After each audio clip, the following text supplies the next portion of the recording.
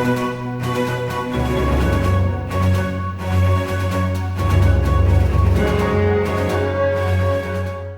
guys, want to mention a video.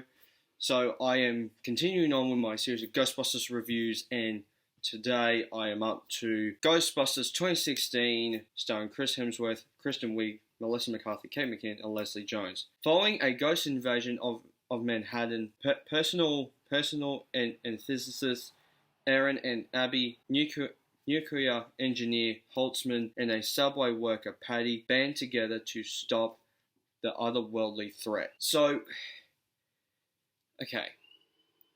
I remember seeing this movie in the movie theater. And defending this movie for years, saying that it's not as bad as people think. And I still feel that way. But I'm going to get a lot of haters doing this doing this review, and I knew that going in, but I was like, I want to review and rank every Ghostbusters movie. I guess I could have, but also I feel like I need a review just to get it out there, just to say that I've reviewed them all. The original movie kind of rushed to get the guys seeing the library ghosts, and then rushing to them buying the firehouse and staying up the business. That's why I appreciate this movie for those scenes, for them coming up with the idea and staying the Ghostbusters, and the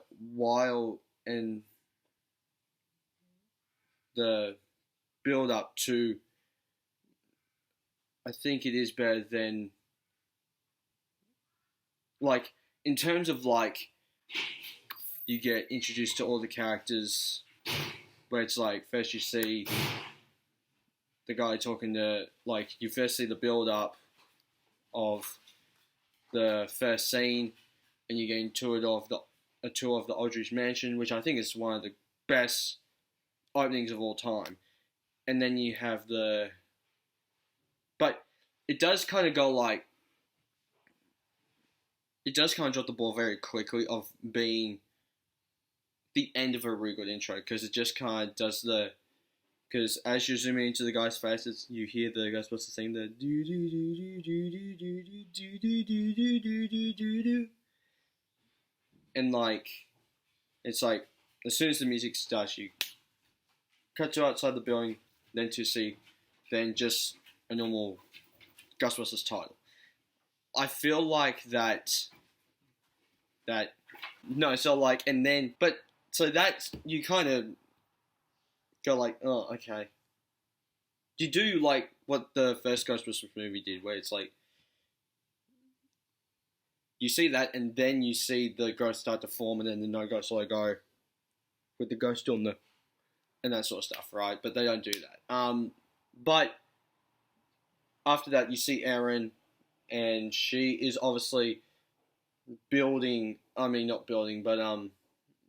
stuff at school, and then one of the guys from the Aldridge Mansion comes to see her about the book, and then that gets to our introductions to Abby, Abby and Holtzman, which, as opposed to the original movie, you see, kind of the same thing. You see Venkman doing the cars and that sort of stuff, and then Dan Aykroyd just busts in, and it's like no introduction to his character. It's just like he busts in, and it's like, Peter, buddy, Egon wants us at the library. He's like, oh, come on, Ray. I feel like that this movie does a better job of introducing the characters more, and then eventually, as opposed to like introduce the characters and then introduce two of the characters, and then you have one of them already there. This time, you're introduced to one character, then you meet the other two characters, and then you go to the mansion. And then you have the rest of the movie, right? So there's a little bit more build-up, which the original movie is more faster paced. It's like, come on, let's get to it. But then I also like how we meet Patty early, unlike Winston in the original movie. That's another reason why I like this movie. Is because that, like, you see Patty very early on that she's a subway worker as opposed to Winston. You see him, like, an hour or so into the movie. Like, it's like the movie's about to end and you see Winston and then they have the whole fight with Zorn and all that. And you're just like, huh? But I like how we get introduced to Patty and all that, right? And you see when they do group shots, they're not having Kristen Wiig, Kate McKinnon, and Melissa McCarthy in the front, and then you see Lester Jones at the back when they're doing panning shots and stuff, as opposed to the original movie where you see Ray, Venkman, and Egon, and then you see Winston at the back, staying behind Bill Murray, and they're panning up, and you just see the three guys. Like, I like how this movie was... I don't want to be called a misogynist or anything, right? But I like how this movie was more, let's say, inclusive with the girls as opposed to the boys. I wish that they were inclusive with the boys, because the same thing happens in Ghostbusters 2. You occasionally get the shot where you see all four of them, but majority of the time, especially in the original, you just see the three guys standing there and Winston's hiding behind one of them. Which, that's what I like about this movie, is that this movie likes to focus on all four of them as opposed to the original movies. And for the most part, all of the humor works for me, especially all of Chris Hemsworth's stuff. Like the whole thing of him thinking that his eyes are his ears and his ears are his eyes. That is ridiculous, but it cracks me up every single time. And even the whole saxophone bit where he's like, oh, what one do you think makes me look more like looks more like a professor? Me playing saxophone or me listening to saxophone? All that sort of stuff cracks me up. I love that gag. I haven't seen the extended edition, but I've heard that end bit where Abby throws the sandwich away, and he's like, little help with that, please?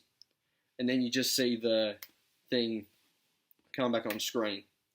Apparently, that's extended in the extended edition. I do want to get the extended edition and see if it improves a lot more on it. But no, I'm really excited to see. I really want to see that edition, right? And the fact that Kate McKinnon's character Holtzman just wants... We already just watching the movie, you kind of go like, this character has to be gay, right? Because she just wants to fuck Kristen Wiig's character Aaron. And that is hilarious to me. And I think that is one of those things where it's like, those are jokes that you don't necessarily get in the original. Where you have things like this movie, and you also have things like the 2017 Power Rangers movie that do have elements of things like gay and that sort of stuff. They have elements of gay in there, right? So I think that that's one of those things where you just kind of go like, I see what you're trying to do with that. That's a risk that you're taking that the original didn't, right? And I also want to say that with this movie, the effects look so cool in this movie as opposed to the original, where they just look like kind of bland effects, which they bring those bland kind of effects back in Afterlife. But because the new ones are more shot like modern movies and that sort of stuff, you don't really mind them. But when they're in... But also because they're filmed like modern movies, but also because they're part of the same continuity, you have to have that kind of dull effect on the proton packs and stuff. But this, it's like, it's bright colors, it's all that, it's all the protons going off, and I like the whole idea of, like, you have the whole thing of them punching the ghost, and then having the ghost chipper, and having and Kristen Wiig's character, Kate McKinnon's character having the whips with the instrumental Ghostbusters theme at the end, doing the... I love all that, right? I think that that's one of the few things that I really like about this movie, is that they really do a great job at improving on what they did with the original one. And something that I've realised about those fight scenes, actually, I don't know if this is just my filmmaking brain or it's just because watching it this time, it was more noticeable to me, is that this movie, especially with the proton packs and stuff, and even with some stuff with Slimer, and even like the Ecto-1, when it goes through the portal and stuff, right? And even with the credit scene, a lot of the proton beams and stuff, like, go outside the letterbox of the frame. So how your movie has, like, black lines and stuff, a lot of those, all those, the proton packs, go outside the frame, or they start from the end of the frame into the movie. That sort of stuff is so cool. And sorry about that, but especially when you see things like the like there was another bit that I noticed with it. A bunch of those action scenes just add to the movie, and you just can't go like especially when you see the one where it's just like when it's the shots from behind and all that, you feel like that you're a Ghostbuster, and you see, and it's like, it's almost like you stand in front of the bottom of the screen where the cosplay proton went. It feels like that you're shooting into the movie. I like how they added that, right? And that just adds to the experience of this movie, right? So you just kind of go like, that is cool. And the fact that even like the dragon, when they find the dragon, goes out of the frame and that sort of stuff, and it's like you just feel like you're watching a 3D movie when you're not watching a 3D movie. I think that's one of the things that's really, really cool about this movie. And also, I feel like that I do want to defend the scene in this movie, right? And I know that I'm going to get a lot of hate for this. That scene where they talk about where they do the whole thing of when they're sitting in front of the TV and they're talking about how they're not Ghostbusters, and Aaron kind of turns around and goes like, "We're not going to let any of those reporters make us stop. We're all scientists, plus Patty."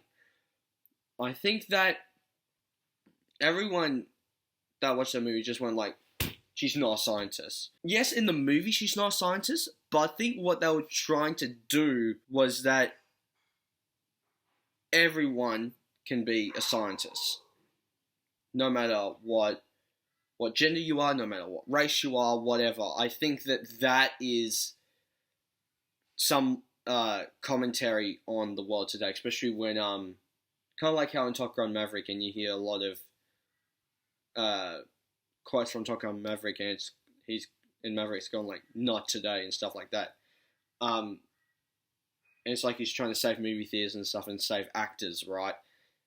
Like, I feel like a lot of that stuff is mere commentary on what's happening in the world today, where Twitter is going through every thread and stuff, and you're just going like, and it's just like, yeah, that is really what happens, and it's shocking. I also think that they did a better job at the action scenes in this movie, where they are both better, but they are even more inventive than the originals, right? Where the originals, they're just standing around holding a stick and going like that, and then the big climax is that they point the stick together and go like, which as opposed to this time, they're doing like I said earlier, the punches, the flips, the pocket knives and that sort of stuff. Like, all this stuff is way more inventive than the original ones were, and I love the originals, but I think that there's something about this movie that really adds to the imagination of being a Ghostbuster. At the end of the day, I think that I need to give this movie a 4 out of 5 stars. I think that this movie, not better than the original movie, like the one from '84. But at the end of the day, would I probably watch this one over those two? over the original two? Yeah, I probably would, because of all the stuff I talked about, because of the underrated stuff, because of the letterbox stuff, because of the humor working, especially with Chris Hemsworth in it, especially with like the soundtrack slaps, except for maybe the Fall Out Boy song, but other than that, the soundtrack slaps. I think that there's a lot of memorable stuff and cool stuff about this movie that people just look past just because they go like, oh, it's women. Because like no one's flipping over Frozen Empire going like, oh, Janine's a Ghostbuster, yay, another female Ghostbuster. Remember when they did that back in 2016? Which, like, when you bring up this movie, you get hate for it. But when they talk about the whole thing, like Janine being a Ghostbuster, they're fine with it. So it's like, it's either you're fine with women being Ghostbusters or you're not. It's like, pick or choose. But this movie will always be on the raid, and I will always defend this movie till the day I die. So, guys, please hit the like button down below if you haven't already. Hit subscribe, also the little bell, kind of get notified. Future videos I make. I'll see you guys next time. Take care. Bye. Hey there. Subscribe to my channel. And also press this bell icon.